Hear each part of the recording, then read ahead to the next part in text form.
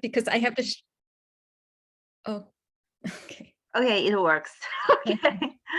All right. So I'll close it. Okay, greetings everyone. My name is Dr. Kania Langevin, and on behalf of Make Us Visible New Jersey, I would like to welcome all of you tonight. Make Us Visible New Jersey is a coalition of students, parents, educators, and community members working for the inclusion of Asian American and Pacific Islander studies in New Jersey K-12 education. I want to thank Professor Dr. Zhang at the Rutgers Graduate School of Education for hosting us. And we're so fortunate to have this all-star panel of speakers and students joining us tonight.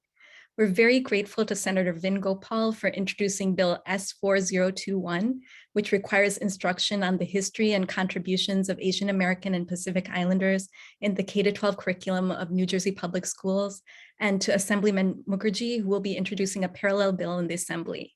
We are also very grateful to Senator Gopal and Assemblyman Johnson for introducing Bill S3764, and Assembly Bill A3369 for the Commission on Asian Heritage in the Department of Education. We've created a slideshow to thank them and the 34 bipartisan legislators who are co-sponsoring Bill S4021 and the 25 bipartisan legislators who are co-sponsoring bills for the Commission and the DOE. So I'm just going to share that screen.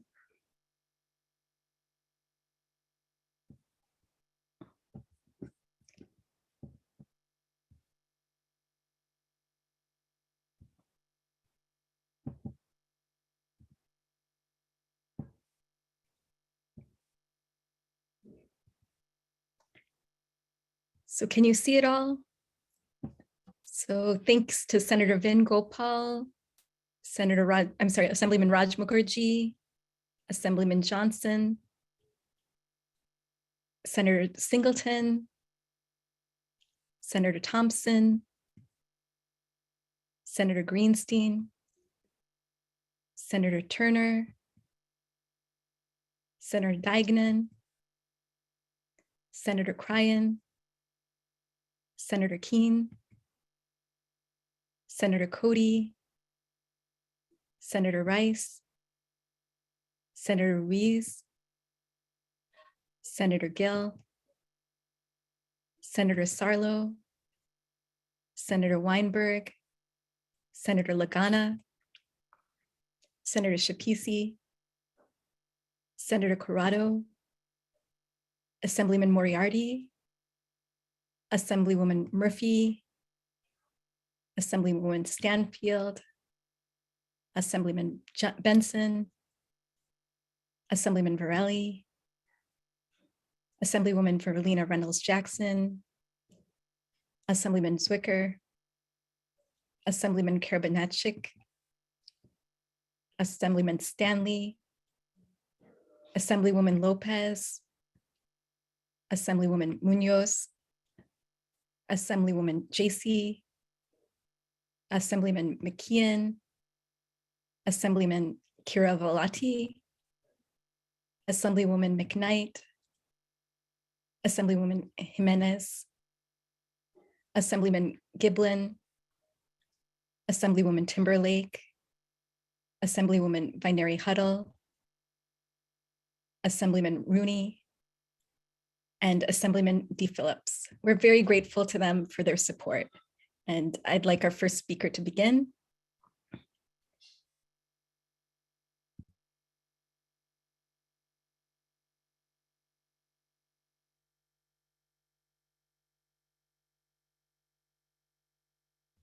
Christina, you're introducing Laura.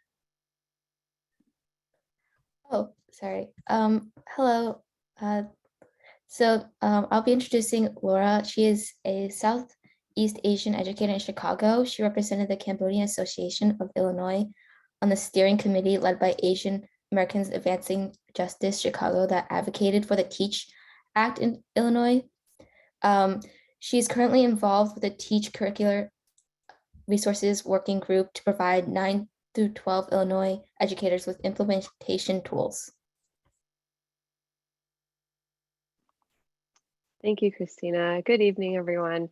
My name is Laura Houcque Prabhakar, and I am the daughter of Khmer Rouge genocide survivors. I was born in France after my family fled from the genocide. I grew up in Chicago, and I'm the first in my family to go through the American education system. I'm in my 9th year of teaching and have been teaching high school in Chicago for the past 6 years. Like Christina mentioned, I represented the Cambodian Association of Illinois on the steering committee led by Asian Americans Advancing Justice Chicago that advocated for the TEAACH Act in Illinois. The TEAACH Act was signed into law this past summer, making Illinois the first state to require Asian American history to be taught in public schools starting in the 2022 to 2023 school year. I was a student and am now an educator in Illinois public schools, so it has been both a personal and professional accomplishment to be part of this monumentous movement. As a student, the absence of Asian American history and culture in school continually bothered me.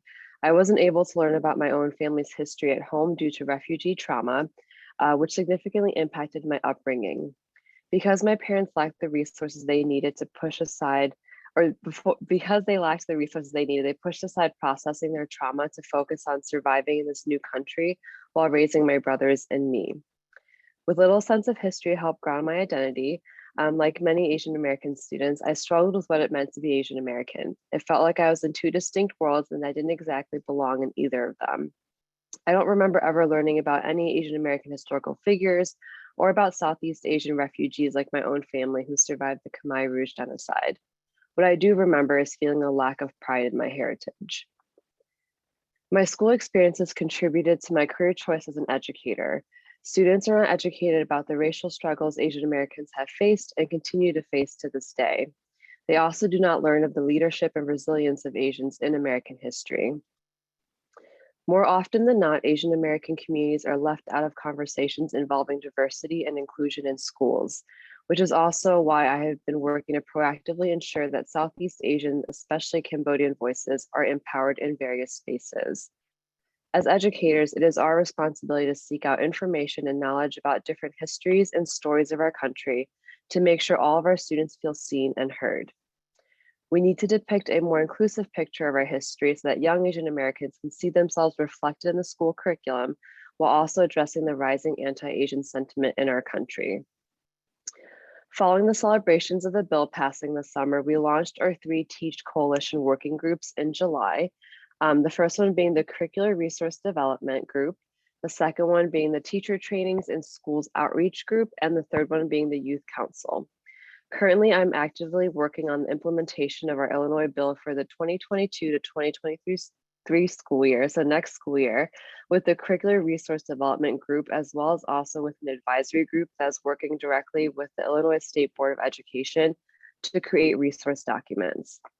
All the working groups meet at least once a month, with some meeting more frequently as needed. The purpose of the Curricular Resource Development Working Group is to develop curricular resources in addition to the PBS curriculum to ensure that teachers, administrators, and districts are equipped with thorough and critical resources for teaching Asian American history.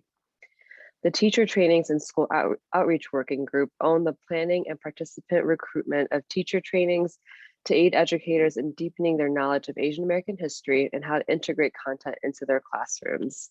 In addition to outreach for the trainings, this working group is also in charge of building relationships with schools and districts in Illinois to make them aware of the mandate and the available resources. The third working group, the Youth Council, exists to create a space to engage students and youth across the state in creating more awareness of the TEACH Act through advocacy work and eventually holding schools accountable once the mandate goes into effect. Currently, the Curricular Resource Development Working Group is finalizing the guidance documents for each grade level this month. In the upcoming weeks, I'll be working with a few other members of our working group to carefully review all the finalized guidance documents for all grade levels in preparation for professional development opportunities to take place later this school year. I would like to acknowledge and thank Asian Americans Advancing Justice Chicago for the descriptions of each working group. As our smaller subgroup finishes fine-tuning the guidance documents, a team consisting of an education consultant and 2 to 3 current educators will be using the resources to conduct the professional development trainings with support from our partner, the Asian American Education Project, for K-12 teachers in Illinois public schools. Adding AAPI studies to school curriculums will help us take actionable steps forward in acknowledging the humanity and diversity of our historically excluded communities, both inside and outside the classroom. Thank you so much for this opportunity. It has been inspiring to see all the efforts that have been made in New Jersey, and I look forward to collaborating more in the near future.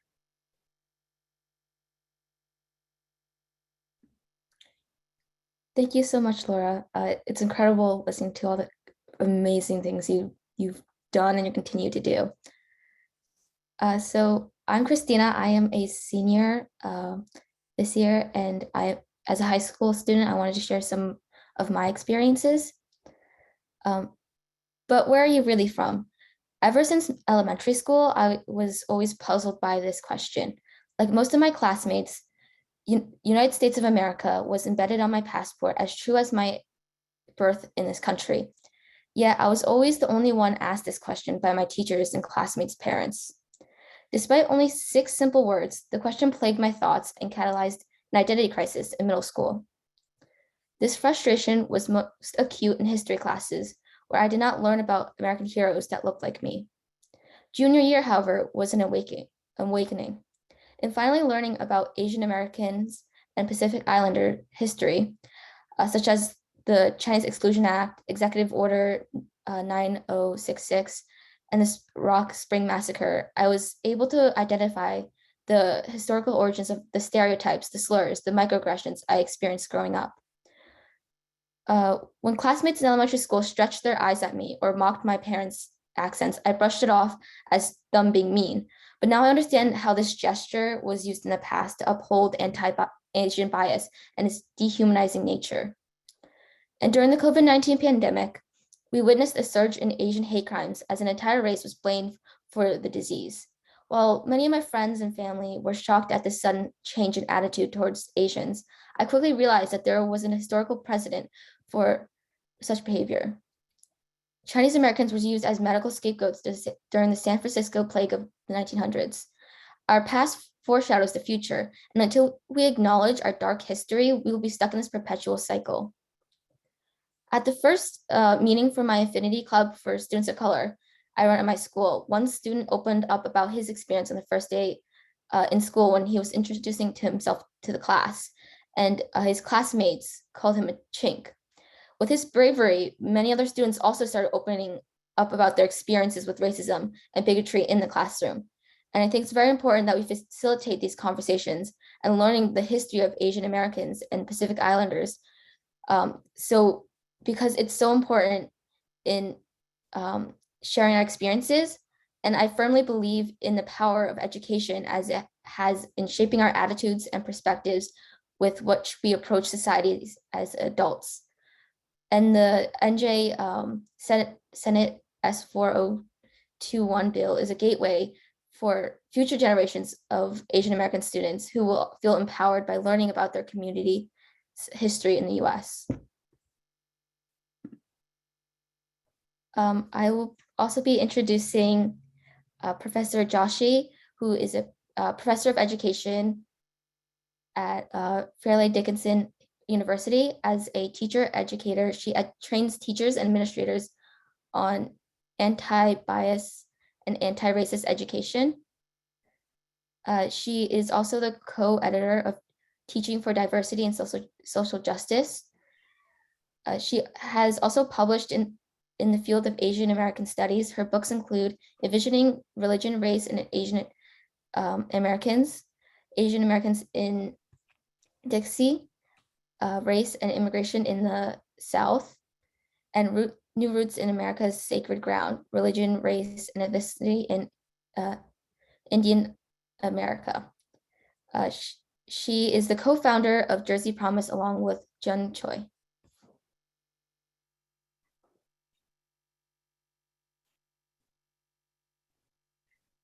Hello, everyone. My name is Dr. Khyati Joshi.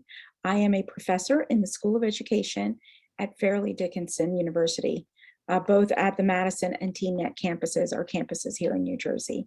I am very excited to be collaborating again with Make Us Visible and working on how we get Asian American studies into our K through 12 curricula. I am both a professor, while I'm a professor in the School of Education, I actually also do, if you will, Asian American Studies. I can't teach it because we don't have classes offered, but my research, my writings, and actually some of the work I do with teachers is all around Asian American Studies. And so the first thing I want everyone to consider, I'm going to share with you a few things I think parents can particularly do, as well as educators and administrators, to make sure we get AAPI studies into the curricula. And the first thing is I want to make sure that everyone is clear on their approach. All right. So here's a slide I have on what's your approach, the diversity approach or the social justice approach. Right, the diversity approach, because we hear these terms, let me back up a second. We hear these terms, diversity, equity, justice, inclusion, belonging, all kind of thrown around. And I want always folks to be clear on what they're doing. So the diversity approach focuses on increased awareness, appreciation of cultures. So this is where students are learning about Korean Americans and Indian Americans and Pakistani Americans, and they may be learning about Vietnamese culture or Chinese culture or Japanese culture, right? The goal is increased awareness and appreciation of cultural groups. The social justice approach takes into account that that's not enough to get us to a point of equity in our society. The diversity approach considers all these groups on equal footing. The social justice approach understands there's issues of power and privilege at play, and that no, they're not on equal footing. And for example, we're having to work really hard to get AAPI studies into the curricula, which hasn't happened with what is really more mainstream American information. And I should say they're mainstream white American information. So I always want folks to be intentional. It's lovely, right now, next week is Diwali. It's lovely when parents go in and talk about Diwali, but that's not enough. We need to make sure our students understand how, for example, Indian Americans and others who celebrate Diwali fit in to AAPI studies and how they're brought into their curricula, right? So this actually takes me, I'm going to stop sharing. This takes me to my second point I want to make, which is that we actually need to, we as Asian Pacific Americans really need to stress that there is religious literacy taught in our schools. We need everybody to stress that. We need educators, administrators, parents, everybody to be on board. There's a misunderstanding amongst most people in the United States that public schools can't address religion, and that's a fallacy. There were 2 Supreme Court cases in the 1950s and 60s that took Bible reading and prayer out of school, not religion out of schools. And I would argue that we're kind of in the pickle we're in as a country today because we don't have enough religious literacy. And the Asian Pacific American community is, we probably should be on the forefront of advocating for religious literacy in the curricula, which takes me to my third point, which is that whether it's, learning about Chinese Americans and how they help build this country along with other Asian American groups, or it is about bringing in religion, we need to make sure it's done from a decolonized perspective. Now, you might sometimes hear this phrase, let's decolonize the curricula, and you're thinking, well, what does that mean?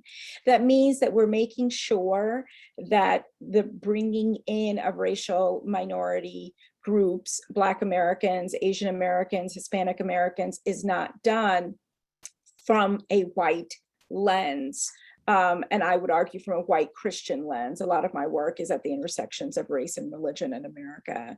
So for example, if we're talking about religion and bringing in religious literacy, one of the things we can teach about is what are some of the beliefs of different religions. We're not asking students to believe them. We are just learning about them, right? Or what are some different forms of sacred scripture? And so one of the ways that sometimes Asian religions are talked about is they're talked about having myths instead of really believable stories.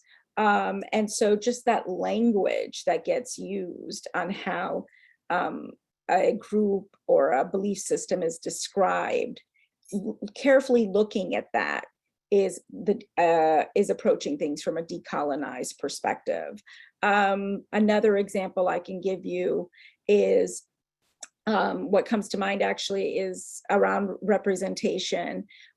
Is usually the first place people go to start incorporating in diverse voices, if you will. So we can do that, but having the conversation on why we're now intentionally doing that and why these various groups, Black Americans, APA Americans, Hispanic Americans, haven't been part of the quote original body of knowledge, the original curricula. Having that conversation is decolonizing their curriculum. My second to last point is APA parents need to make common cause and be working in collaboration and coalition with Black parents and Hispanic parents and the parents of biracial, multiracial students and white parents, right? But especially when we're talking about racial minority groups, I'm very clear we're trying to increase racial literacy for everyone. And so we need to be supporting our Black parents, and we need the support of Black parents, for example, in making sure this work gets done, right? It's not just about APA students, and it's not just about incorporating API studies into the curricula. And finally, and this is a real personal request, for all of you who believe in anti-bias education, multicultural education, social justice education, please show up to these board meetings. Please let your administrators and teachers know you believe in it. We need you all to stand up and speak out because the folks who are against it, their voices are louder, and we need to be loud. So thank you. You can Google my name and find me and reach out if you have any questions. And good luck with making this happen. Thank you, Make Us Visible, for having me be part of the program.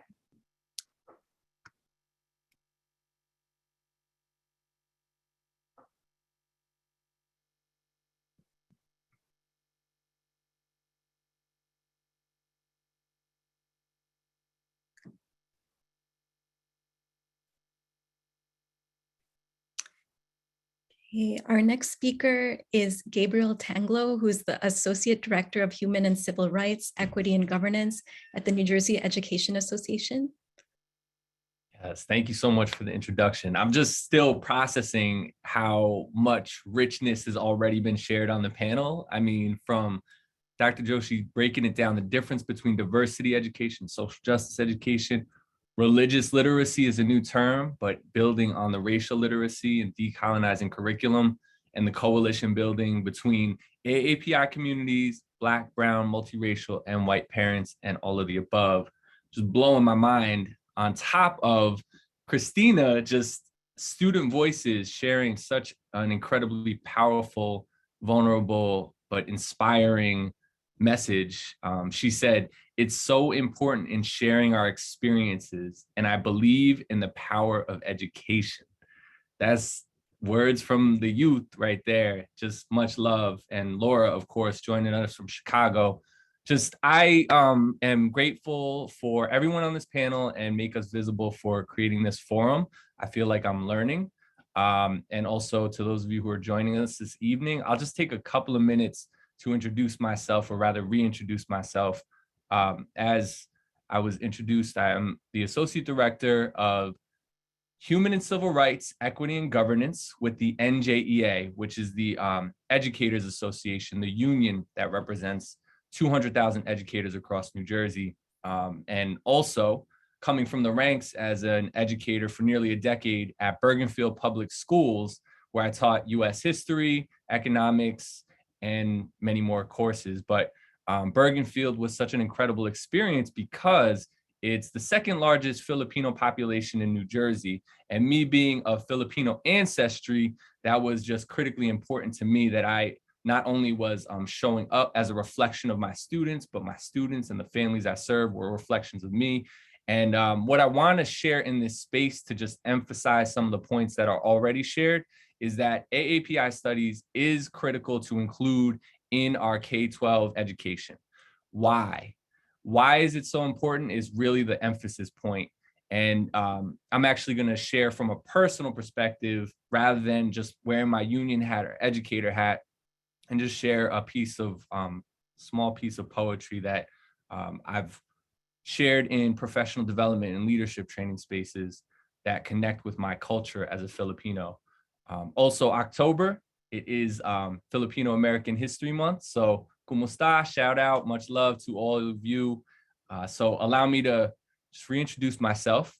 My name is Gabriel Tanglao. My last name Tanglao means light, as in light a fire to blaze a trail, lighten hearts and enlighten minds.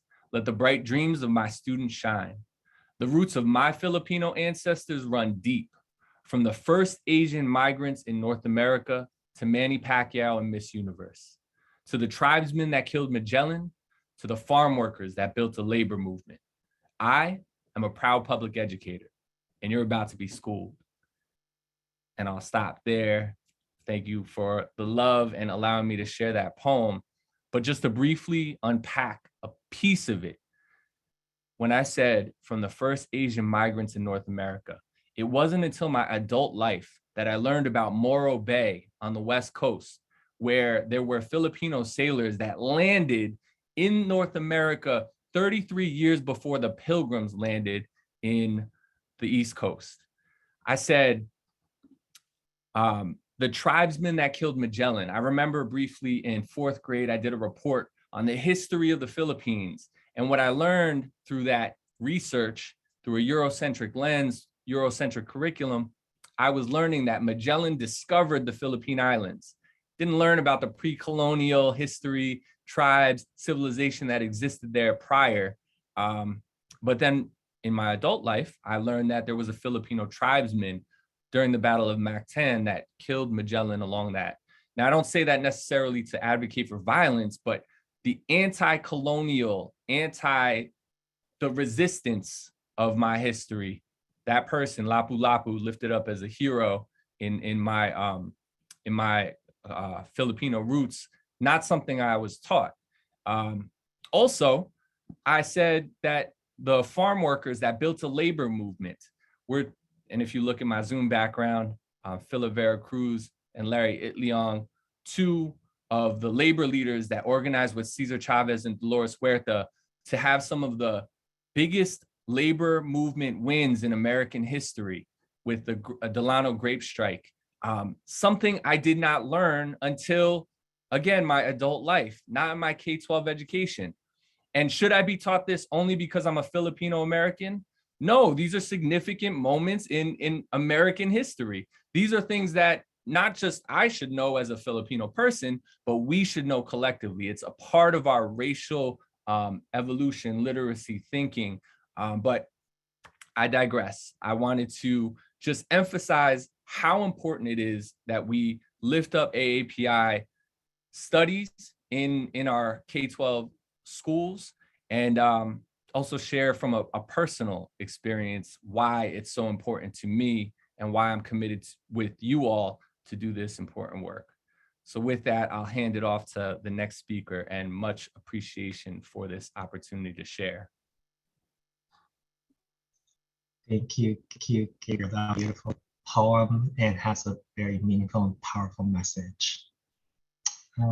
My name is Russell Fan. I am a senior at Livingston High School, and I am the founder of the Livingston AAPI Youth Alliance, which is now a club at the high school in Livingston. When one tries to recall learning about the grievances carried out against the AAPI population in the United States, they have difficulties doing so. The lack of content in school related to the history and social dynamics of Asian American Americans, the Islanders, fostered this profound rift in our understanding of the AAPI community. This has led to the sustenance of things such as the model minority myth, a notion that deceitfully creates misunderstanding and prejudice under its blanket of praise and glorification. The model minority myth dangerously generalizes a group of people whose diversity deserves to be embraced and not be overlooked. Institutes racist and toxic stereotypes that have caused a noticeable proportion of Asian Americans to struggle with self-image and suicide attempts. Most notably, the model minority myth disregards the discrimination that the AAPI community continues to face today and hinders progress in our efforts to advocate for increased visibility and appropriate representation. The thorough integration of AAPI-focused content in school curriculums is vital to counter the negative effects of the model minority myth, which has prevailed in this country in the absence of the aforementioned AAPI content. Our futures, experiences, and safety as contributing members to society depend on this current effort for our schools. Thank you. I would like to introduce the next speaker, Sima Kumar. She is a New Jersey educator who teaches high school and college students and recently published an excellent feature article calling for inclusion of AAPI literature in the high school American literature curriculum in the NJEA review. Thank you, Russell. Thank you for including me in this conversation. I teach American literature to high school sophomores, and in my moonlighting job, I teach literature more broadly to college students. Like so many educators in New Jersey and in our nation, the George Floyd protests of May 2020 galvanized me to address anti-Black racism by conscientiously including more Black voices in my classroom teaching. In the same way, the rise in anti-Asian racism of March 2021, associated with the COVID-19 pandemic, galvanized me to address the invisibility of Asian Americans in the language arts curriculum and the necessity of these overlooked voices. Education is the antidote to racism. And I and other teachers and activists believe this in our bones. Because of the social upheavals of the past year and a half, this school year, many teachers are teaching a more inclusive curriculum, perhaps the most inclusive they have ever taught. Also fueling teachers this school year is the recognition that a more inclusive curriculum is necessary to meet the needs of this generation of young people, the post-millennials or Generation Z, which according to the Pew Research Center is the most racially and ethnically diverse generation. The 2020 census corroborates this. Nationally, America is the most demographically diverse it has ever been. As districts work toward fulfilling their values of diversity, equity, and inclusivity, culturally responsive teaching becomes a necessary pedagogical approach. A culturally responsive classroom allows students to see themselves in the intellectual landscape of their learning. Research has consistently proven that when students see themselves represented in what they learn in school, they are more motivated to learn. At the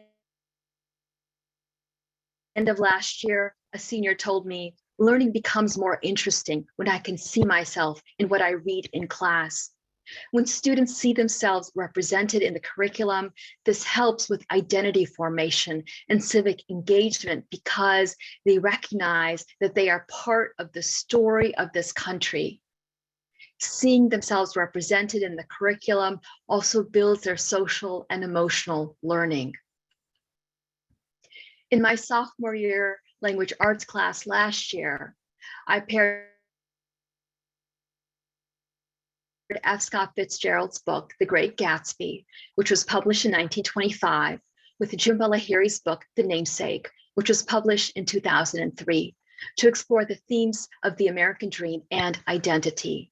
This pairing method is my signature pedagogy because I have found that pairing across different communities expands my students' literary imagination, allowing them to step into a multicultural conversation about the human experience.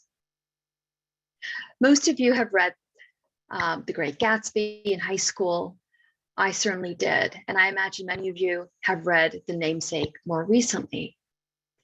This is the book that tells the story of my generation of South Asian Americans whose parents immigrated post-1965. Thanks to the hard work of civil rights activists, the 1965 Immigration and Naturalization Act, also known as the Hart-Celler Immigration Act, came into being. This act changed the demography of America.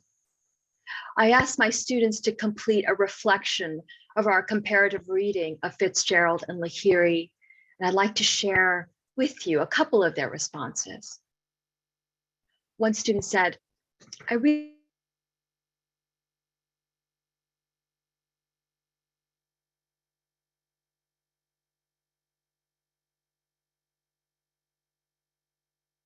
sake. Many of us are children of the Asian American experience. Another student said, I have never read a book for school where the protagonist wasn't white, and the exploration of the identity crisis that first generation children of immigrants face is something I've never really seen talked about in the classroom. To say students have the right to see themselves as belonging in the literary landscape in every language arts classroom is not too much to ask for. Culturally responsive teaching allows teachers to reach all students and is particularly necessary to reflect the demographic diversity of Generation Z. I'll end with one more student voice. In response to a reflection survey at the end of our study of James Baldwin's The Fire Next Time, Ta-Nehisi Coates' Between the World and Me, and essays and excerpts from Sherman Alexie, Bharati Mukherjee, Eric Liu, Anna Quinlan, Richard Rodriguez, Kathy Park Hong, Debbie Irving, and Arun Venugopal. I certainly could have added more writers there. I asked my students the question, can America be a multicultural society? One student responded yes, and she explained, the best way to create a multicultural society is to educate the younger generations in school, as they are the most impressionable at that age, and they will be the generation that will run the country in the future. The future of this country's acceptance of others belongs in the younger generation's hands.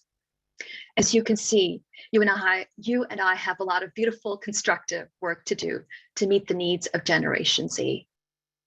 I like to end by saying Asian American literature is American literature. Asian American history is American history.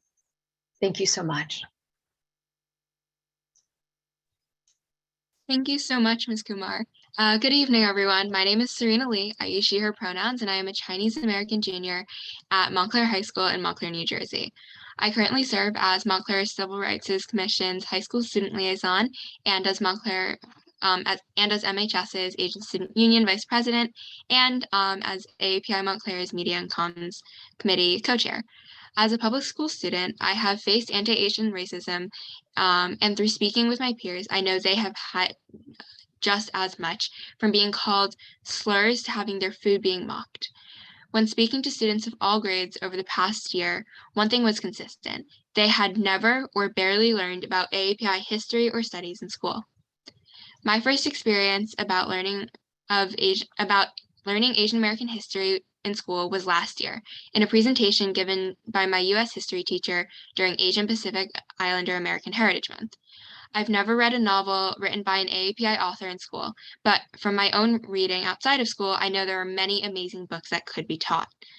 My hope is that by including AAPI studies across our schools in New Jersey, that younger students won't experience the same.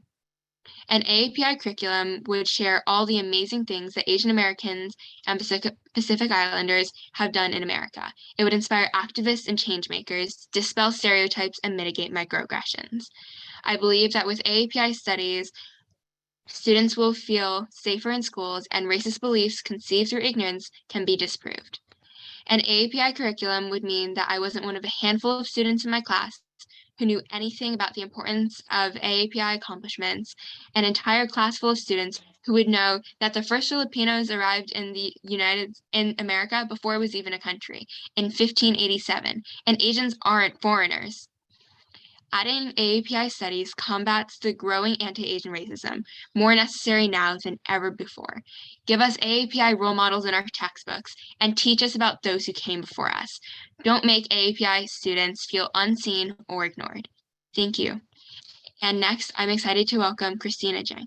Dr. Jenq is an economist, independent writer and researcher, and former college professor in economics and political economy, and a member of Make Us Visible New Jersey. Thanks, Serena. How's my sound? I hope everyone can hear me. Great.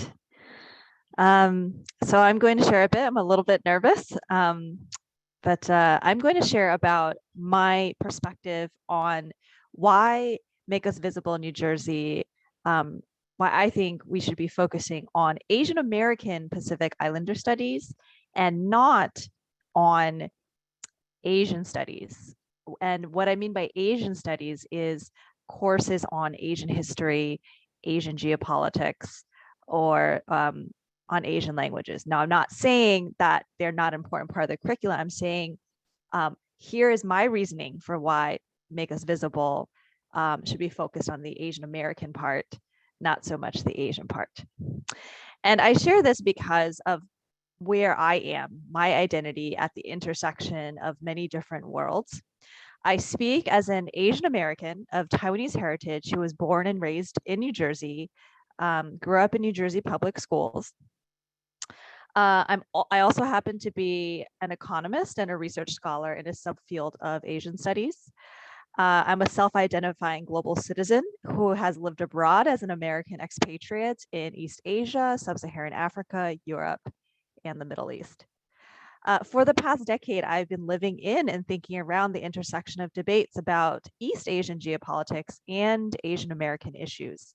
I am a researcher in the fields of contemporary economic history of China and political economy of China, and I'm a former instructor of a college class in East Asian political economy. And more personally, my close friends include scholars of both Asian American studies and Asian studies. And my opinions on this subject are informed by the intersection of my academic, professional, and lived experience as an Asian American and an Asian studies scholar who has lived and worked in the region.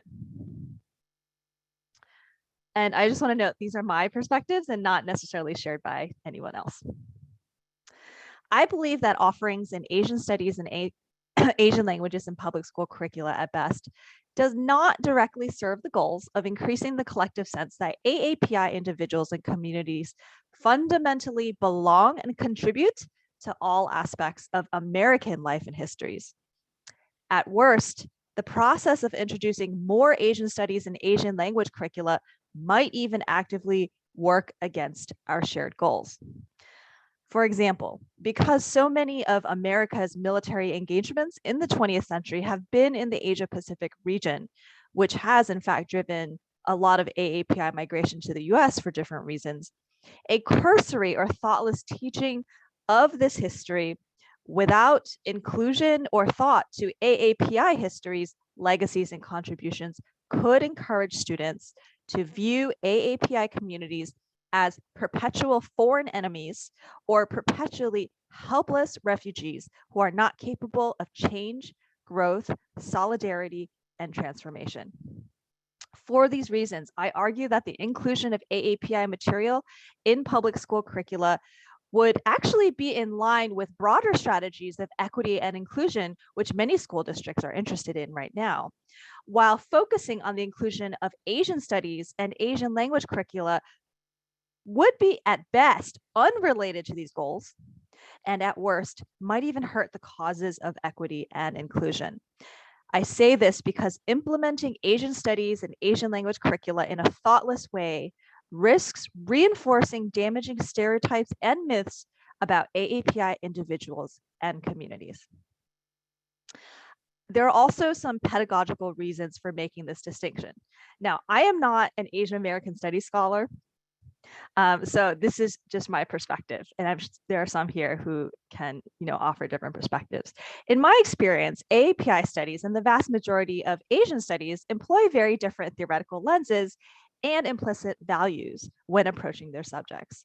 Specifically, I view the project of AAPI studies, like Black and ethnic studies, I view it as generally centering stories of community formation, collective suffering, solidarity, and agency that have led directly to important social, cultural, political, and economic progress in America for all Americans. Meanwhile, the more traditional body of Asian studies work covering history, politics, literature, and culture that could be introduced in primary and secondary public school curricula would likely center the agency and values of powerful individuals, institutions, and political groups in these regions. Now, there are valid justifications for this approach, but this kind of course material would do very little to increase visibility for and awareness of the legacies and lived experiences of AAPI individuals and communities in America. While Asian studies may provide some greater context to the circumstances surrounding the migration of AAPI communities and individuals, it only provides an incomplete story as it does not tell their stories after they step onto American soil. There will be some who might protest the act of narrating histories that focus on racial or ethnic groups. My response is that traditional US history and the ideals of America cannot be understood without including the history of religious thought and religious communities in America. So we should definitely look at the histories of different groups of people. There are also some pragmatic reasons for my distinction between AAPI studies and Asian studies. The project of incorporating Asian studies into core curricula necessarily opens up a Pandora's box of foreign policy and geopolitical issues that are either beyond our expertise and interests or would actively work against our interests as AAPI individuals trying to build solidarity and a shared future. For example, if a school district decides to teach Chinese history or Chinese language, this opens up thorny political questions of which version of Chinese history to teach and which Chinese language, traditional or simplified characters, to teach. And this is very important for me as a Taiwanese American, and we know about the US-China geopolitical situation and the important issue of Taiwan. So I'm just highlighting this as an example of already questions that are happening. So rather than risk entangling ourselves in thorny debates around US foreign policy, I believe Make Us Visible New Jersey should instead focus on state level and perhaps federal policy that would affect AAPI, Asian American Pacific Islander, visibility in New Jersey public school curricula. And more broadly, to remain consistent, I believe we at Make Us Visible have reached an informal consensus, if not formal, to be careful about allying with organizations or causes that have explicit foreign policy positions. Even if we have many shared values, I do believe officially avoiding US foreign policy stances is critical for our work as Make Us Visible in New Jersey. So to conclude, I believe AAPI Studies is in its essence a project to show ourselves and the rest of America that we belong to American life and the American story. In fact, we always have belonged. This is an important and surprising idea that many Americans, including ourselves, often do not recognize.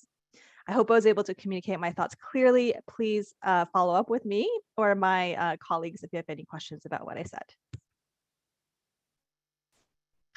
Thank you, Christina. I believe that you made many thought-provoking points, which we should all keep in mind moving forward. And I guess I'll introduce myself. Hello, I'm Gabe Chow. I'm a Taiwanese American junior at Hillsborough High School. And I'm part of this Make Us Visible New Jersey campaign because to me, learning about AAPI history is extremely important. Asian Americans and Pacific Islanders played a significant role in the development of our nation. And I believe that we don't acknowledge them enough. Currently, I'm in AP US History, and our class is currently up until the point where America just entered World War I. Up until this point, though, Asian Americans and Pacific Islanders as a whole have only been mentioned once within the entirety of the class, with a single slide on a presentation that was glossed over by the teacher. Despite various teachers assuring me in the past that we will learn more of Asian American and Pacific Islander history throughout the US history courses, even to the point where last year a final essay that I wrote was deemed irrelevant because they said that we would learn more about it this year. I have not seen any mention of AAPI history since then. Some may think that all will be covered in due time, although due to the way that our current curriculum is structured, I believe that this is not the case. Covering the events of US history chronologically, every area that we move on to means an opportunity lost to teach AAPI history during the time period taught. When discussing westward expansion, the glossed over comment I mentioned before was brought up. Despite the Chinese being one of the most prominent workers on a transcontinental railroad, for example. When learning of US imperialism, a brief discussion on colonies within the Philippines and the opening of Japanese borders occurred, yet the main focus was on the Spanish-American War, which occurred in Cuba. And after the 3 slides that were presented, they were never brought up again. I believe that as one of the fastest growing minorities in America, this waving of AAPI history as unimportant or just glossing over of is uncalled for. And now I would like to introduce the next panelist, Nivetha Karthikeyan. She's the Special Projects Coordinator at the South Asian American Digital Archive and the 2020 Caltech Milton and Rosalind Chang Prize Fellow. Through the Chang Prize, she is working on a project titled Intersections, Building Solidarity Through Community Archives, which explores the way in which community memory work may inform, ground, and inspire new means of solidarity building. Thank you so much, Gabe. What an honor and a joy it is to just be in community and conversation with you all. I am learning so much just hearing what you're all sharing. And I hope everyone's feeling that same energy and happiness, really. I want to say I really feel like hearing from you all has just reaffirmed how important it is for me personally to learn more about AAPI histories. I'm a proud product of the New Jersey public school system, but I would echo so much of what Gabe and the other students have shared. We've gone through so many years of American history, and there's so little that we learn about AAPI histories or community experiences through those classes. But I also know how difficult it is to really find places to start, how you engage with the whole community's history when it's not taught in your public school classrooms. So I wanted to take a second to highlight one potential resource, but I also encourage everyone who's a panelist or in the audience to share other resources in the chat. If you know a great book, if you know great histories or sites, go ahead and throw them in. It'd be great to have them. The resource I wanted to take a couple minutes to highlight is something I'm so proud of and so happy to share. It's Our Stories, an Introduction to South Asian America. It's an anthology that was recently published by the South Asian American Digital Archive. I'll throw a quick link into the chat. But this is a book it's nearly 500 pages. It was written by dozens of South Asian American community members, by scholars, by artists, by journalists, and it really serves as an introduction to both the history and the more modern day experiences of the South Asian American community. There's 10 chapters. They cover a range of things, ranging from histories of specific time periods, such as pre-1923 history, to more thematic topics, such as family or civic engagement. This book is so important to me, and I really hope that you will all get a chance to check it out yourselves. I think what the book really gets at is an idea that some of our speakers have also spoken to. Gabe mentioned he said specifically, Gabriel, he mentioned, are these histories that only I should know as a Filipino American? He said, no, these are critical parts of American history. Sima said Asian American literature is American literature. Christina just before me said, we always have belonged. And there's this sense of belonging, of national contribution that Asian Americans have always provided for the country that I think is often not seen or learned about by so many students.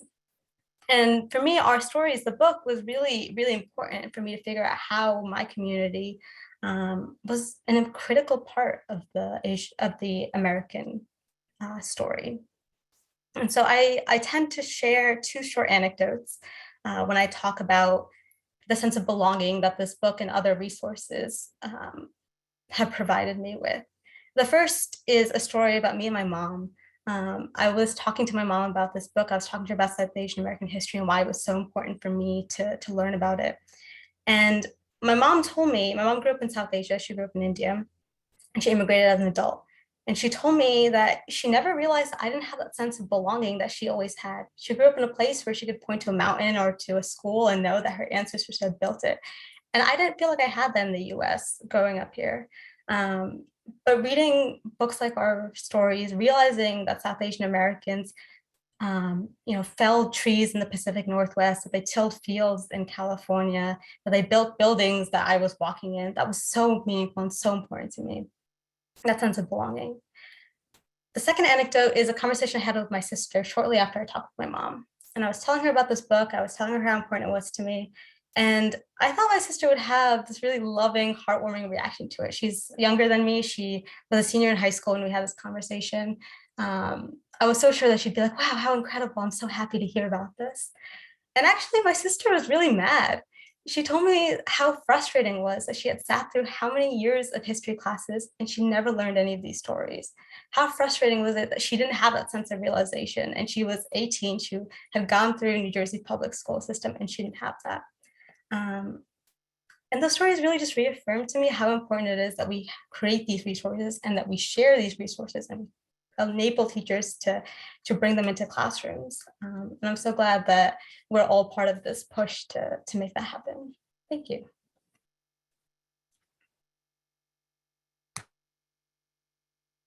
Thank you, Nivetha, for the amazing work that SAADA does. Our Stories has meant so much to me as a South Asian American who was born and raised in this country, but never before had a real opportunity to learn about where South Asians fit into American history. So thank you so much for that. So my name is Karen Reddy, and I'm with the Livingston Multicultural Parents Association. Our organization was founded this past March after the Atlanta mass shootings with the goal of addressing anti-AAPI hate within Livingston. We work to do this by advocating for AAPI studies in our school district, while also undertaking projects to build better connections and understanding between the different groups and cultures that make up the Livingston community. As part of our advocacy efforts, we have met with our district's assistant superintendent in charge of curriculum to share why AAPI studies are needed in our school district, and organized Livingston High School students to give a presentation on AAPI history to the social studies curriculum department. We were also featured in a front page article on Livingston's newspaper in which we shared why AAPI studies are strongly needed in our schools. Beyond our advocacy work, we also have donated AAPI inclusive books to the libraries of each elementary school in our district, as well as to our town library, to provide children and adults in our community with the opportunity to see AAPI people and stories in the books they read. We've also held cultural events, including a Chinese watercolor class for kids, to build cross-cultural understanding within our community. I would now like to introduce a joint presentation by Kristen Mon and Lava AAPI. Kristen Mon is a racial justice from the heart facilitator from Hawaii. She's also a stage manager and fight choreographer. Lava AAPI is originally from Okinawa, Japan, and grew up in Honolulu, Hawaii. She graduated with an MFA in acting from California Institute of the Arts and has been creating theater in Portland for more than a decade. Visit www.lavaaalapai.com to see Lava's work as a photographer. Thank you. Hi, I'm Kristen Mun, and I'm Chinese Filipina. I was born and raised on the island of Oahu. I'm Lava AAPI. I am Japanese, Black, and a whole bunch of stuff, Hawaiian as well. And I was born in Okinawa, Japan, and grew up in Aiea, Hawaii. Yeah, we both went to school on Oahu and received in our education, we got access to Hawaiian studies. So in grade school, there was what was called the Kapuna program. And so from kindergarten through sixth grade, I learned about Hawaiian culture. I learned how to dance hula. I learned how to play the ukulele. I learned how the Hawaiians use the land, and then how it was also taken away from them. Yeah, for us, because we're generationally different. Yes.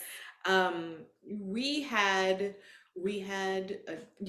also learned hula, the Hawaiian alphabet and language, very minimally. I wouldn't say that I know any now, really. Right.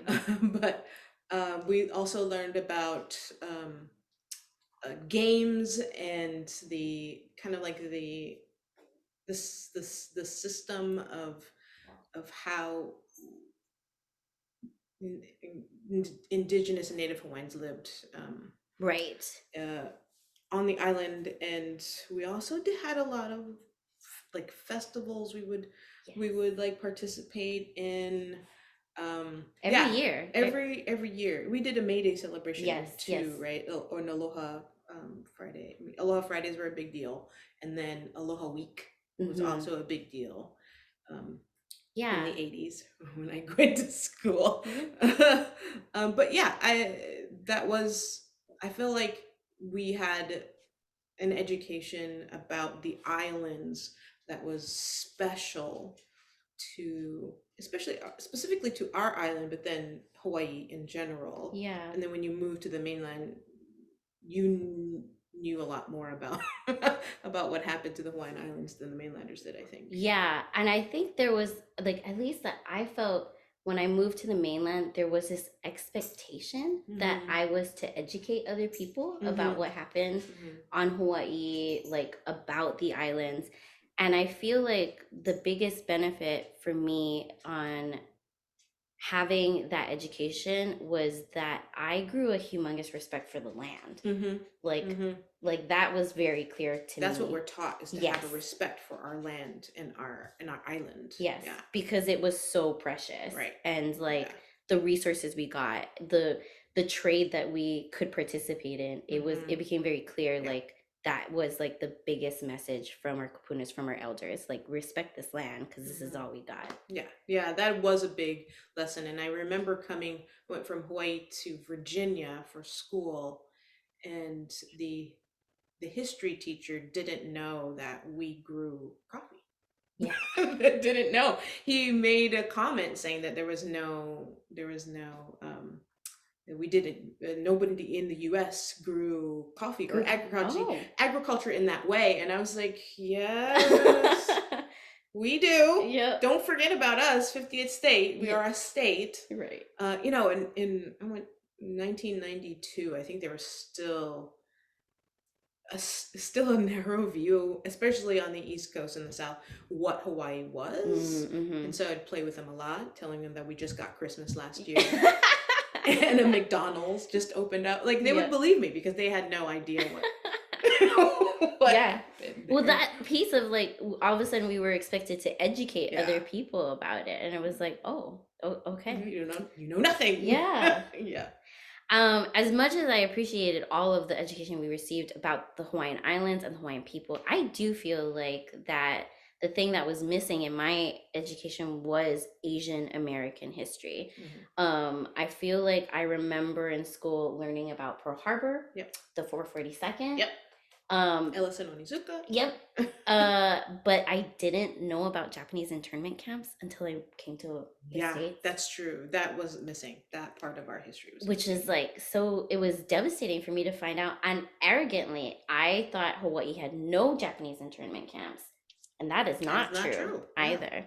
And I personally feel, as an adult learning that, I was really embarrassed. And I wish that I had that education, like as I was growing up, like knowing the whole history of things and not just parts of it. And so I think that is crucial to have Asian American studies in schools.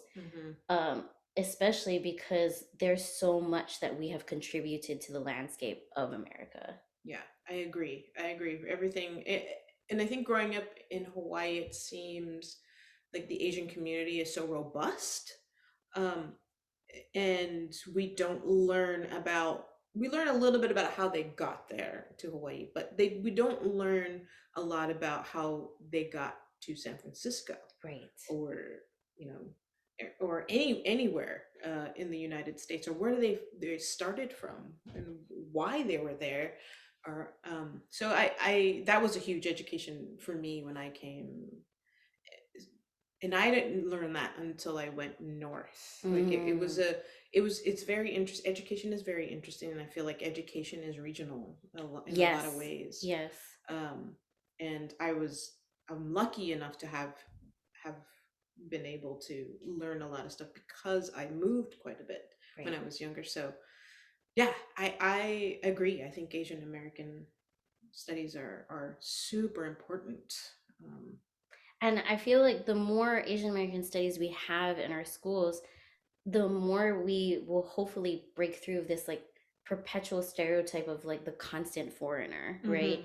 Like I feel like some of this hidden history is pushed away because we're always made to feel like it doesn't matter. Like I'm fourth generation like living in Hawaii, and I still don't 100% feel American sometimes, and it always feels like I have to catch people up or explain history, explain culture.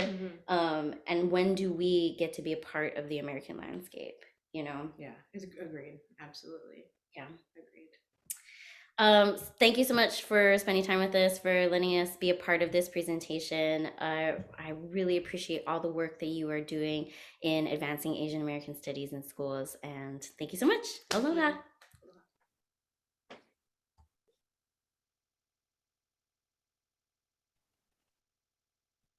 Thank you so much for sharing your perspective. That really is one that is, I think, not widely heard and known. My name is Linda Kell. I'm the chair of AAPI Montclair. We are a grassroots organization of over 500 Asian Americans and Pacific Islanders in the Montclair, New Jersey area. Our mission is to create a more inclusive Montclair by uplifting the varied experiences of our AAPI communities, promoting awareness and education around AAPI culture and history, and advocating for AAPI representation and rights. What started as one mother's cry for support for her child around a bias incident led to numerous parents rallying to call for changes in our district to recognize and meet the needs of our AAPI students and families. Among our first accomplishments was to work with our superintendent to bring about the first commemoration of AAPI Heritage Month this year.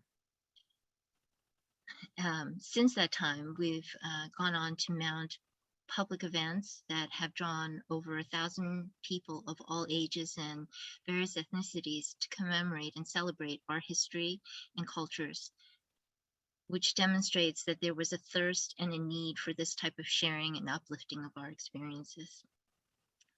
As Sima Kumar stated earlier, seeing oneself in the curriculum improves student engagement and learning as well as social and emotional growth. And that truly resonated with me. That was my experience. I can pinpoint the transformative moments in my own high school experience that finally made history resonate with me. It was always a subject that I had struggled to engage with, but I was fortunate to have a Chinese American US history teacher who changed my perspective on US history when she introduced research topics such as the Chinese Exclusion Act and the Japanese American internment. I was intrigued, delved into these subjects, and started to find my place in US history. But these were topics that were not really covered in the required and problematic textbook that we used, and which this textbook, I still recall, referred to Filipinos as little brown brothers.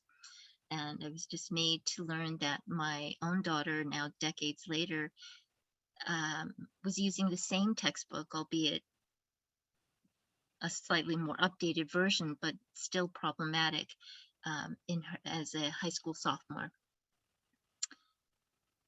I was also fortunate that I grew up in New York City and was exposed to AAPI grassroots and community organizers who were involved in civil rights and social justice struggles, who introduced me to the history and activism of people who looked like me and who served as role models.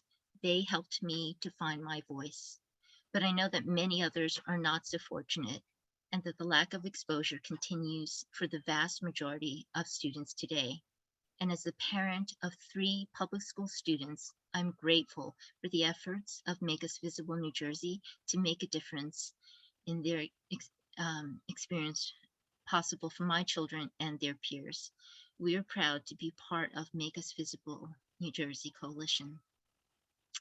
And now it is my pleasure to introduce Karishma Desai, who is an assistant professor of educational foundations at the Rutgers Graduate School of Education in the Department of Educational Theory, Policy, and Administration. Hi, everyone. Thank you, Linda.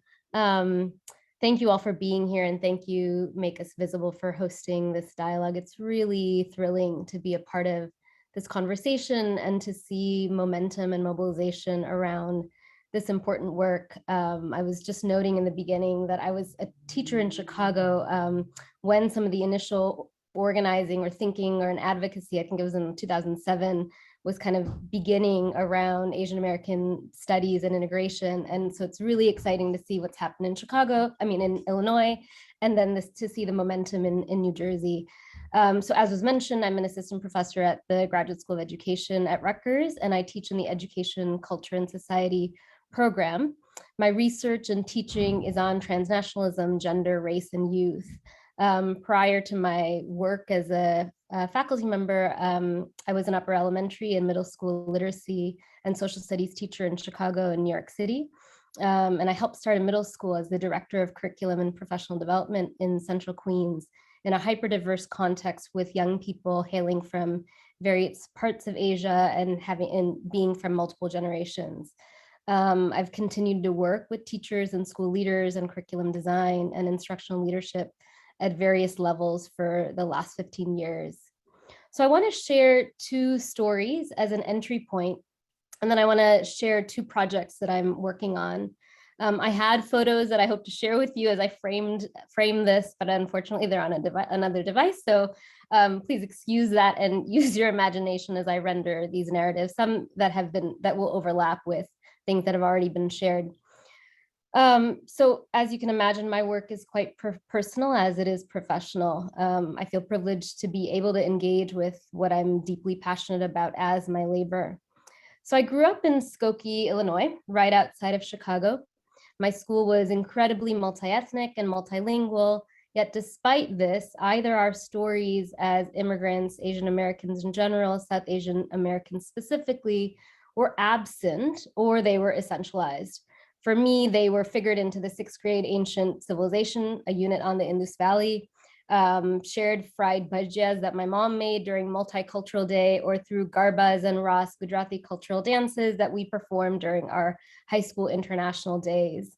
And yet decades later, on the south side of Chicago, I was a 4th grade literacy and social studies teacher. In the school that I worked in with a predominantly African-American community, I had incredible flexibility with the curricula.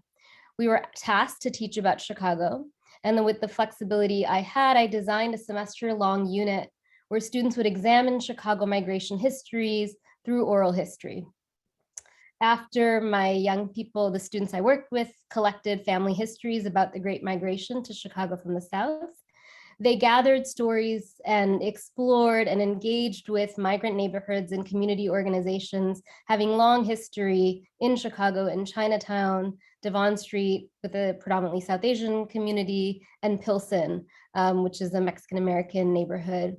These oral history video multimodal projects told specific and nuanced community histories and stories that overlapped in tension, in struggle, and in solidarity. This was anchored in broader histories and historical fiction. My 9 and 10-year-olds learned a tremendous amount, as did I, and were capable of deep understanding possibilities of solidarity, understanding racial justice struggles and how they move through history, and understanding themselves as they place themselves within this broader context.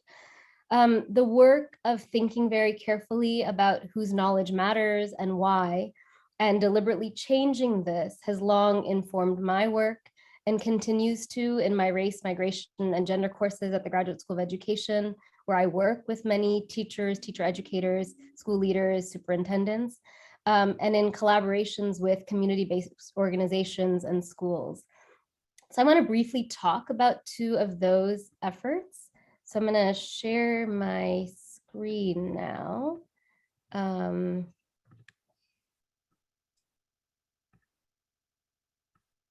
And can you see that?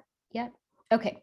So the first sort of effort that I want to talk about is with Yuri Education Project, they're a community-based bi-coastal organization that designs educational resources that center Asian American history and stories.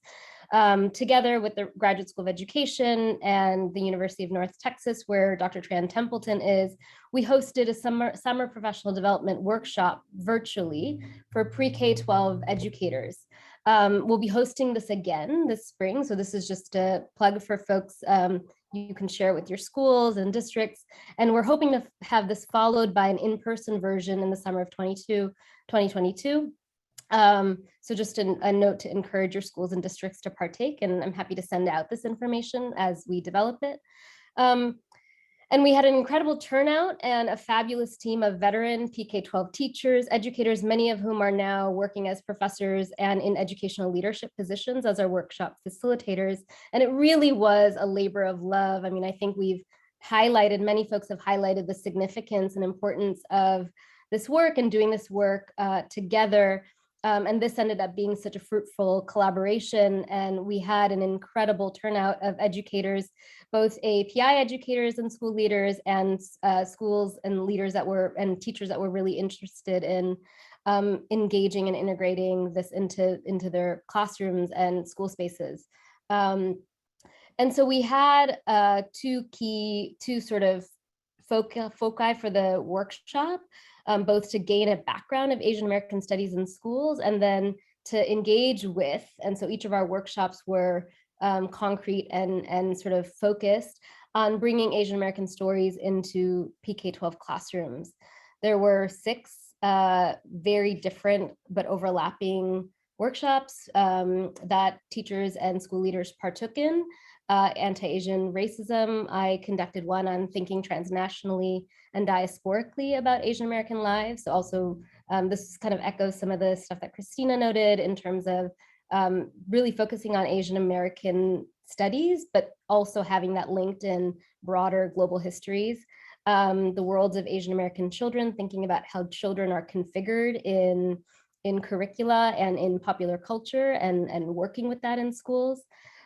We had sessions on place-based learning. So one of our key facilitators did a workshop on Japanese internment camps and internment sites as museums, children's literature, and then the idea that many have echoed around thick solidarity and looking at historical Black and Asian alliances.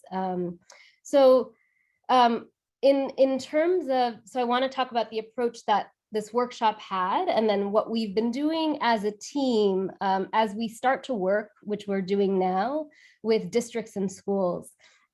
So we'd like to suggest that curricular change is sort of a mindset rather than a matter of just integrating specific content. Rather, we believe that it's, as educational researchers remind us, it's sort of taking inquiry as a stance. So we framed for this workshop, and I'll frame for you, some questions that we can ask of existing curriculum in our settings.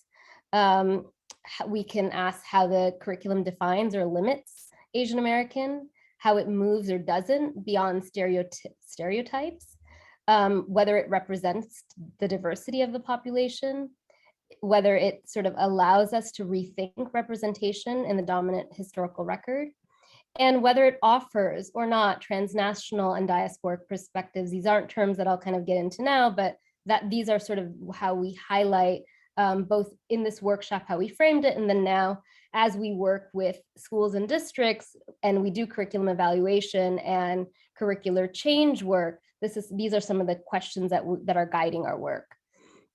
And then the other project that I'd like to just highlight very briefly, because I think I'm going over, I'm also collaborating with a multimedia collaboratory called Newest Americans, which focuses, and I'll, in a second after I stop talking, I'll throw this in the chat so you have a link, which is focused on telling stories that radiate from global cities to build curriculum about post-1965 histories. And so we're beginning with Newark. Well, it's anchored in Newark, but the curriculum will soon expand beyond Newark as we collaborate with more districts and schools. So our curriculum addresses the absence of post-Ellis Island immigrant narratives and histories, and really looks at how immigrants are coexisting, right, and kind of making worlds. And as we do this, so this is an example of a student documented story featuring a Nepali domestic worker. Student stories come from our project-based civically engaged curriculum, and we really, through this process, are helping young people see themselves as collectors of oral histories and narratives, and people who are making history in addition to learning about it. So just a couple things that I wanted to share and kind of frame, and then wanted to kind of drop my email. I'd love to be in touch with folks. And again, this is such an exciting space and community to be a part of. And I'm really excited to see what we are able to do as a collaborative and collective. Thank you so much. Thank you, Karishma. That was wonderful and so enlightening. Hello, everyone. My name is Fanny Chan Jarvis, and I am a mother of 2 public school students in the West Orange area. I am also a founding member of a new community group called United Asian Voices of West Orange. Before I introduce the next speaker, Kim Dorman, I'd like to direct a message to the educators and administrators who may be on this call and who may be listening at a later time on the recording. I hope that, first off, thank you for being here. Thank you for listening with open hearts and open minds to all these moving personal stories and to the key historical milestones that you have heard that have dotted AAPI studies, that have dotted American history and American literature. Thank you for being here. I hope that you are moved to action and that you have ideas brewing in your own minds as to how you can take action in your own school district and how you can integrate AAPI studies into your district's curriculum. It is so absolutely necessary. And as I said, I'm a mother of 2 West Orange students, and I have 2 mixed race Black children, Asian and Black children, and I have been a very conscious educator, home educator, in trying to teach my kids about Black history, about AAPI history. Unfortunately, I don't see the same lessons that my husband and I teach our kids reflected in the schools. And I really would like to see that changed. And I really hope that students do not have to wait until they are in college to learn in-depth critical lessons about Black history, about Hispanic history, about Asian American Pacific Islander history. So thank you to the educators and administrators who have joined us. And I hope you will join us in this journey, in this fight to bring AAPI studies to all districts in New Jersey. And now to our next speaker. Kim Dorman is the Community Engagement Coordinator for the Princeton Public Library. And I loved what she said recently in the chat below, that partnerships lift voices. Kim? Thank you so much, Fanny Chan Jarvis. I love everything you said. And I'm so grateful to be here this evening. The work that everyone here is doing is fantastic. And I'm watching the chat. A lot of people in the audience are also doing amazing work. Sorry, I just started to get my coffee fit. Well, I might have to go. I lost my voice. Can I go after another person, please?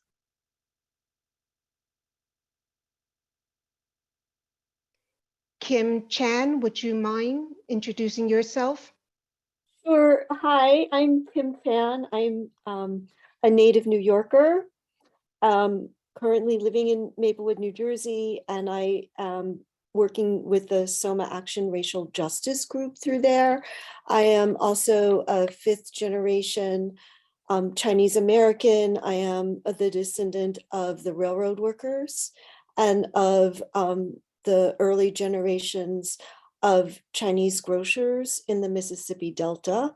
So my ancestral villages, I say, are in the Mississippi Delta and on the Lower East Side of New York. And so I'm inspired by everything everyone has had to say, and feel very lucky that a lot of the history that people haven't been able to find in their lives was very prominent in my life at home because of how my grandparents taught my parents. So I am grateful to my grandparents and just wanted to do a call out to the ancestors there. I am here to introduce Kate Lee, who is the program manager for the Asian American Education Project. She is an advocate for inclusive curriculum and co-organized the Make Us Visible campaign in Connecticut, which led to passing of including the AAPI studies in a K-8 model curriculum. During the school year, Kate is also a middle school teacher and serves on the DEI team. So welcome, Kate. Thank you, Kim, for that introduction and also for sharing your history as well. Good to see everyone here. If you all want to take a few seconds to stretch a little bit, change your posture, let's just make sure we're doing well tonight. So as Kim said, I'm a middle school teacher in Greenwich, Connecticut. I was born and raised in San Diego, California, identify as a Taiwanese American and Asian American. And what is important to me is knowing how important the role we have right now for our next generations are. I am a product of the San Diego Unified School District, also was homeschooled for 2 years briefly and a Montessori kid as well. And throughout my K through 12 journey, I didn't have a huge exposure to Asian American history. It wasn't until freshman year, fall quarter at UC Davis, when I took my first Asian American studies course, I was able to kind of have an awakening of sorts, similar to several people's stories here today, where I realized all of this hidden and ignored history was existing. And it was interesting to me because I remember in 5th grade going to the National Railroad Museum in Sacramento, California, and seeing these huge pictures and murals of the Golden Spike and seeing no one that looked like me. But then years later, realizing the big role that Chinese laborers had. Glad to report that in the last 2 years, the local Chinese communities in the Sacramento area look to rectify that. And now we are actually have a more authentic view of what actually took place for the railroad to be completed in the National Railroad Museum. My hope is to be able to visit in the near future to relearn the history through that lens. Today, I speak to you all in my capacity as a program manager for the Asian American Asian American Education Project. As several people have noted today, it's important for us to dive into this curriculum, and we are glad to share that we have been working on a lot of resources in the past few years. So hopefully my screen is working and that you see something. Later on in a little bit, I'm going to go ahead and take you to the website, but for now, we house over 50 lesson plans featuring AAPI histories and experiences at asianamericanedu.org. Our curriculum is 36 of them are based directly on the PBS Asian Americans docuseries that was also shouted out in the chat by SK Lee, I think. I hope I got it right. And actually, we worked with PBS to fund this entire docuseries. And so when they asked for us to create the curriculum in conjunction with the docuseries, we were really excited to bring K through 12 material to life, because several of us start gaining exposure to this, like myself, in college, which is great, but also it could happen earlier. So our goal is to create a comprehensive K through 12 curriculum for schools to use all over the United States. The remainder of our 50 lesson plans are based on untold civil rights stories, and also just standalone topics that we knew were interesting and needed to be told. By no means is this a complete rendering of the AAPI historical timeline.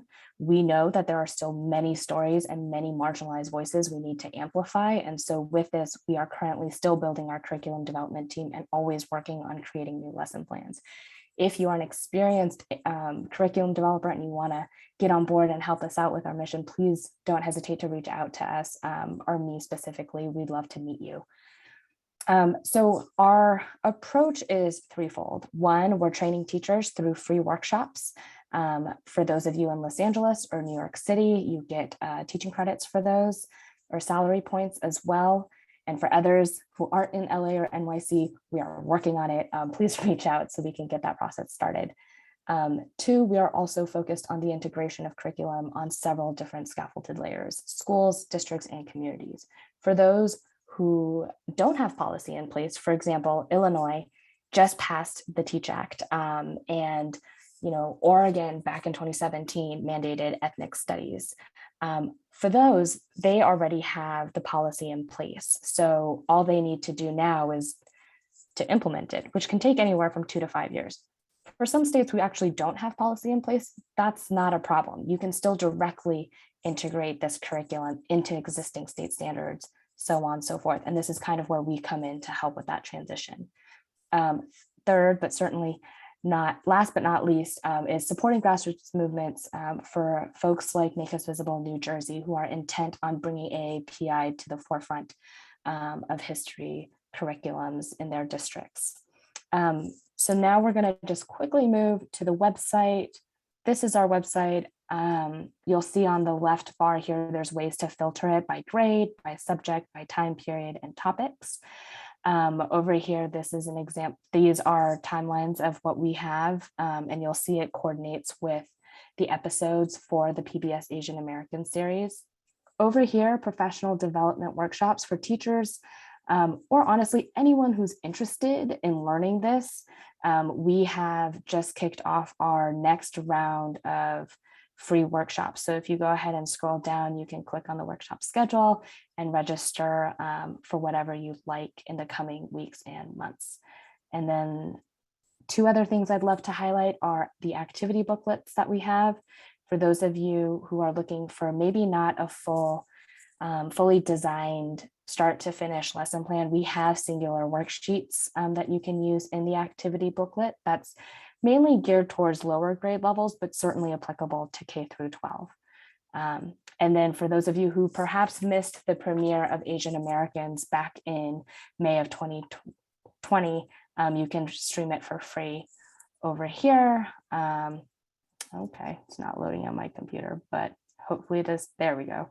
So by clicking on this area here, you'll be brought to the link where you can find all 5 episodes. Shout out to UCA, who generously and so rapidly actually came up with the Chinese captions. Other languages, if you have any contacts with translators, that is a really tough position. Please let us know, because we'd love to have more languages represented as well for this. I've rambled a lot. Hopefully we have a general idea of what this website and what our organization represents and what we stand for and what we hope to achieve together. And if you have any questions, please don't hesitate to reach out to me. I'd love to answer any ideas, thoughts, and concerns. Always here for thought partners. And with that, let me know, do I throw it to Councilman Rolando Lavaro, or do I throw it back to Councilman Lavaro? Okay, there we go. Thank you. Thank you, Kate. Good evening, everyone. My name is Rolando Lavaro. I'm a city councilman for the city of Jersey City. It's a pleasure to be with you. Thank you to Make Us Visible New Jersey for the invitation and the opportunity to briefly speak with you tonight. I just wanted to take a moment to just share with you introduce myself, but also to share my advocacy for AAPI communities. Long before I was a councilman, and as I listened to some of the remarks tonight, I was reminded of my early work here in Jersey City in my 20-somethings in the 1990s. So I'm kind of dating myself there. That worked in founding an organization called Sumisibol, which worked with Filipino American youth, and us as idealistic 20-somethings were educating and young people on Asian Filipino American history in particular, using mural projects and oral histories. I was kind of the administrator of the group, and we had a lot more creative folks and smarter folks about the education that educated me as well on the history of Filipino Americans and Asian Americans in not just in Jersey City, but throughout the nation. I stand here now as a councilman 10 years later, and that road that started me there was because of when I learned first about the plight of Filipino World War II veterans and how they had lost their benefits after World War II, how it was stripped of that, and then I learned about that and was moved by their challenges and their work in trying to regain those benefits. And so as someone who had not been involved in politics at all, I started working to lobby congressmen and senators to adopt the Filipino Veterans Equity Act back in the 90s as well. And that kind of started me on my road there to get involved in government and politics ultimately. And so here I am now, 10 years later, several decades later, actually, and now I've been a councilman for 10 years. I was elected to become the first Asian American councilman in the city of Jersey City 10 years ago, and still hold that distinction to this day as the only Asian American councilman. Regrettably, we and very sadly lost after me a Korean American gentleman was elected to the council several years later after I was, and we lost him tragically to COVID. And so I stand as the only one currently sitting on the city council. That being said, I wanted to just tell you a little bit about my current advocacy with regard to AAPI communities, and that's with the rise in Asian hate crimes across the nation last year and during COVID, and then now going into this year in 2021, and how prominent it became and throughout the nation. Here in Jersey City and the New York region, obviously the Asian American community in Jersey City was also impacted and felt the fear and terror that came with that rise in crime. And so working with Asian American leaders in Jersey City, across from the Indian community, Nepalese community, Filipinos, Korean, and of all Asian Americans of all backgrounds, we organized a Stop Asian Hate rally. And that, out of that organization and that work of putting together that rally to send the message in Jersey City. And for those who don't know, Jersey City, I believe I heard Gabriel talk about Bergenfield being the second largest Filipino population. Jersey City is the largest population, and with nearly 300,000 residents after this current census, we're the second largest city in the nation, and the most diverse city in the entire nation, right? So, I'm sorry, we're the second largest city in the state of New Jersey, my apologies.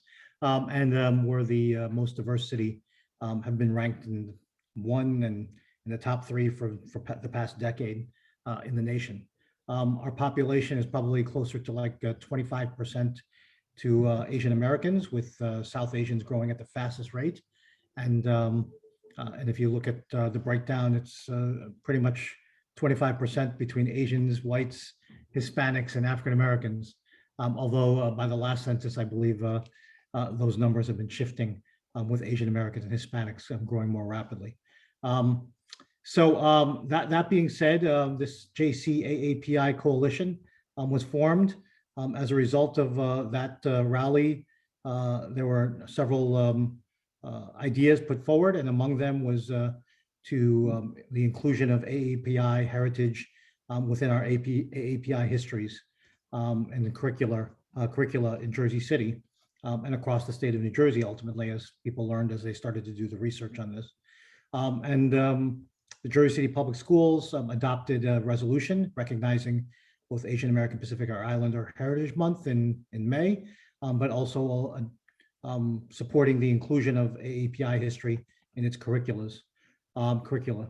And then they lobbied, didn't have to lobby hard on me, but the rest of the city council in resolutions condemning the racism and the bigotry that was at the city council in Jersey City and throughout the nation. And then also recognizing Asian American Pacific Islander Heritage Month, as well as doing that at the county level for Hudson County where Jersey City is situated.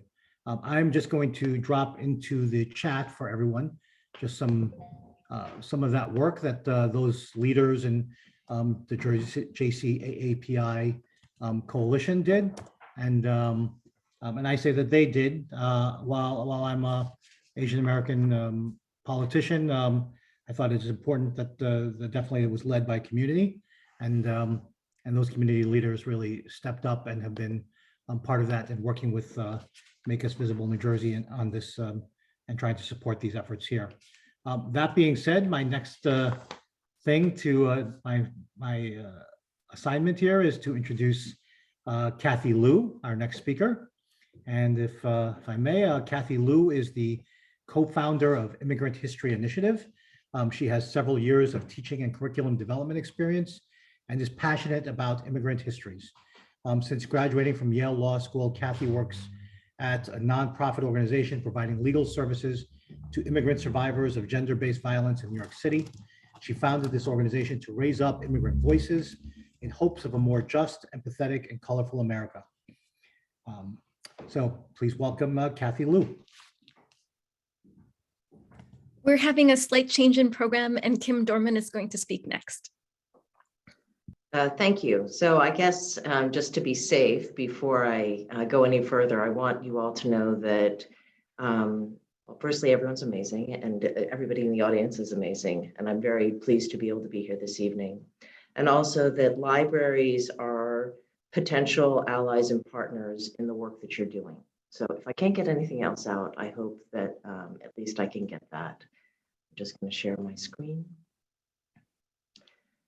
So my hope is to talk to you about how the library has worked, the Princeton Public Library has worked to develop partnerships with a variety of groups, people, and organizations on mission-aligned issues so that we can expand the reach and impact of the work that we are all doing to serve our communities. It is in this way that libraries can play a supporting role in helping build literacy about AAPI stories, histories, and perspectives. Connection, partnership, libraries, building bridges, communities, all of these are important, but let me start with libraries because I'm here to speak about things through that lens and because I want us to have a shared understanding of the work that libraries do today. Public libraries are generally dedicated to providing tools and free access to materials in order to support lifelong learning and engagement for all ages. The Princeton Public Library specifically hopes to connect people with ideas, information, technology, resources, and to other people in ways that enrich lives and help them to realize their dreams as part of a civically engaged community. For our library, and I expect most libraries, it's important to us that our mission is carried out to each and every member of our community and hopefully beyond. That means that people feel welcome from the moment they walk in the door and that they see aspects of themselves reflected on our shelves, amongst our staff, and throughout our public programming. That's the goal. It is also the goal of libraries to go even further to support and help create a civically engaged and informed community. This has always been important, but feels especially important now when people sometimes feel that they are talking at cross purposes, in part because we don't have this shared understanding of what has happened in the past or of the experiences of others, and in some cases, a shared understanding of anything whatsoever. In essence, libraries try to build these bridge these gaps by providing space for possibility. And that has at least two basic parts. Providing space, whether that's physical or virtual, where people can safely, can gather together safely and bring them their whole selves. And secondly, to help people to develop literacies, health literacy, financial literacy, racial literacy, religious literacy, information literacy, among other things. Libraries try to build community and create shared understandings in a number of ways. I wish I had time to list all of them, but because I am part of the public events team, I'm going to speak specifically about how libraries achieve these goals in public programming. The Children's Book Festival is an annual event where we tent the public space, Heinz Plaza, outside our building, and invite over 80 authors and illustrators of children's books so that delighted children and their very excited parents have the opportunity to meet the people that have created their favorite books. Our youth services librarians could probably do a whole program on this event alone, but I hope I've captured in this handful of pictures that this is a raucous, joyful event that has something for everyone. Working with partner organizations is something we deeply value. We work hard to deepen established relationships and look for ways to work with new partners. Why? Because partnerships help us build stronger community connections. They offer the opportunity to have multiple points of collaboration and help to ensure that we are achieving our goals. Organizational partnerships work in much the same way as personal relationships. In that, they benefit from regular ongoing communication, finding continued points of connection, and looking for ways that we share alignment and can work together. All of these things provide the foundation for excellent long-term collaborations that can have a deep impact. Partnerships provide opportunities to reach new communities or even the same communities in new ways. An important note, successful collaborations are mutually beneficial. What follows are a small taste of what some of the collaborations with community partners can look like. Intergenerational opportunities. Here, we collaborated with the schools and a number of partner organizations to offer a local aspect of the National African American Read-In. This was a collaboration that took quite a few years to come together and was hugely impactful. Students and a wide variety of community members chose one book that made a big impact on them that was written by a person in the Black or African American diaspora. Students get to present their work or to people outside of their school system. Each month, Not in Our Town, Princeton collaborates with the library to present a program called Continuing Conversations on Race. Each June, students from the Princeton High School Racial Literacy course are invited to present their projects. In this slide, Annie Huang is presenting on books, stories, and diversity. It's fabulous. It's a fabulous, much anticipated program that is particularly successful because it is incorporated within an established ongoing program. It is somewhat through Not in Our Town, Princeton that Make Us Visible and NJEA connected with us, and we have already been able to collaborate on several programs, including the recently co-created program AAPI Voices, Past and Present, a film in the Princeton Environmental Film Festival, and we are looking forward to several upcoming collaborations with Make Us Visible, NJEA, and McCarter Theater. So if there's one takeaway that I want to impart to you, it's create space for possibility. Find mission-aligned organizations, take time to build relationships, and talk to them to see or to identify the ways that you can work together. Being in conversation with people, identifying ways that we can do better, that serves everyone. If we take the time to look through the lens of any group or person, seniors, people with varying cultural heritages, parents, people with different abilities, young adults, all of these vital voices and incredible talents, deep wisdoms, and varied experiences are what makes communities resilient. And taking the time to consider how we can make life better for each and every member helps us to ensure that life will be better for all. What more could we want? Thank you.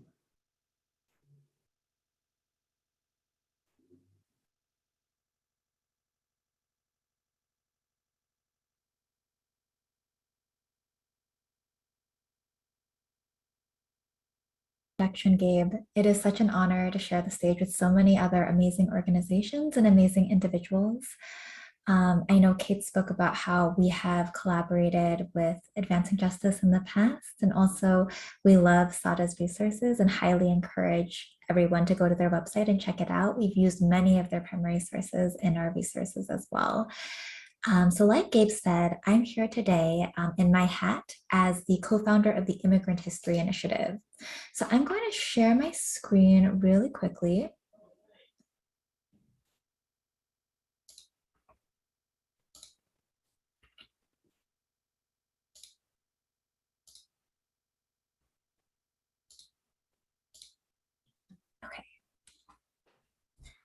and talk a little bit about the resources and the services that we have. And I know y'all have heard a lot of this so far in the webinar, so I'm going to try to keep it as short and sweet as possible and as relevant to New Jersey as possible, because what we've done at the Immigrant History Initiative is a lot of actually specializing in learning about New Jersey's 2020 social studies standards and how to align API narratives and histories to these standards in ways that help them more organically integrate into the existing curriculum that is being taught in New Jersey schools. So you can see here a very brief overview. We do a few different things. We have a lot of free online resources for educators and for families. We do that kind of curriculum development and standards alignment. And we also pair that with professional development trainings for educators as well. And then finally, in the last bucket, we also do a lot of work in family engagement, particularly thinking about how to engage and bring into the school community many Asian American families, which may have historically been excluded or not had their voices centered in the same way. So online resources, I'll make this super quick. You can see our website on the left-hand side. All of the resources listed here are downloadable for free from that website, ready to use. They are aligned to Common Core standards. And we do also have a group of resources that are specifically aligned to AP US History key concepts. And so AP US History teachers can teach our lesson plans while also preparing students for the test and not losing any time in that very packed AP prep schedule. And then the only other thing that I will highlight here is we also have a set of resources specifically dedicated to responding to the rise in anti-Asian racism during the COVID-19 pandemic. And so this is a group of lesson plans that provide historical case studies. So these are US history lesson plans that talk about previous historical public health crises and the type of racial scapegoating that can occur during such a crisis. And we also have a restorative justice dialogue guide, which kind of approaches the problem from a different angle. We guide educators through using restorative justice dialogue to be able to open up these really difficult conversations around race, around anti-Asian racism, and talk about it as a community with their class and thinking about what they as a community can also do to help counteract these larger problems. Now, moving on to curriculum development and standards alignment, we are currently working with New Jersey schools on a K-5 curriculum project where we are integrating API voices and narratives into their existing K-5 curriculum. So we have done a lot of work already in terms of alignment with the new New Jersey 2020 social studies standards, many of which schools in New Jersey are still in the process of revising their curricula to be aligned with. So I think one thing we've realized during this time period is that this is a good entry point for liaising with schools and saying that if you're already in the process of revising your curriculum, why not revise a little bit more and include room for these stories within their curriculum calendars as they stand. So this is a lot of work that we've been doing with New Jersey schools and would be very happy to continue to do with other school districts across the state. And then paired with that, professional development, we do a lot of teacher trainings on various topics you can see here, generally incorporating API history into the curriculum in a way that meets state standards, talking about specific themes in API history like gender or labor. And then finally, using restorative justice to address anti-Asian racism in school communities. And then finally, our last bucket of work is family engagement. And this is work that we've been doing more and more of during the pandemic. Because I think this question of how do we elevate the voices of our API families is something that really came to prominence during the pandemic, because in part of the anti-Asian racism that we've been seeing so visibly in the media, but also because of the impact that racism has had on Asian American families, hearing about statistics where in many cities across the United States, Asian American families are choosing to delay their return to in-person learning, often because of these safety concerns around the rise in anti-Asian violence. And so what AAPI does in these circumstances is we have designed and facilitated a series of parent-facing workshops to increase family engagement and be able to really help Asian American families come to the table and talk about what their concerns are and elevate these concerns, elevate their opinions, their worries, their voices to school institutions, and thinking about frameworks in which we can approach these concerns and make schools a safer place for everybody and a place where everybody feels comfortable returning to in-person learning, which, as we know, is oftentimes the most effective mode of learning, especially for young learners. Now, I am sharing my time with my co-founder, Julia Huang, who is speaking a little bit after this. So I will leave it there, but you can see all of our contact information is on this last slide, our website, immigranthistory.org. And I will also drop my email address in the chat box as well. Very open to collaborations and thoughts about how we can do more work within New Jersey.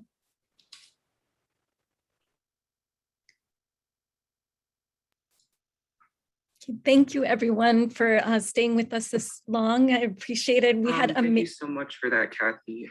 Good evening, everyone. My name is Eric DeLangen, and I am a rising senior at Livingston High School, and I am a co-founder of a... Sorry about that. Yeah, thank you so much. We had amazing speakers. I'm really grateful to all of you for the wonderful innovations you're doing in your schools. And each school district is like its own kingdom. So we have to advocate at each of our schools for this to happen. Even if these bills pass, that doesn't mean that it's going to be enacted in our schools. We have to become advocates and fight for this to happen in our schools. We met with the governor's office and the Department of Education this week. They were very supportive of this, and hopefully these bills can pass, but please reach out to your legislators and let them know you would like them to support these bills. And I'll be in touch again after the event. And I wanted to give Professor Zhang an opportunity to speak if she wanted. And thank you so much again, everyone.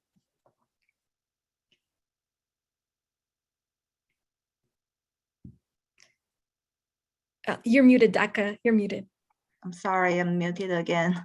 I just want to say thank you so much for your wonderful and your important work to this new field. And thank you for coming here. Thank you for your speech. And especially thank you, Kani, for all your work to on this long journey. Thank you so much. And that's it. Thanks again. Thanks again, everyone. Really excellent work. And we'll try to make this recording available to you all. Thank you so much.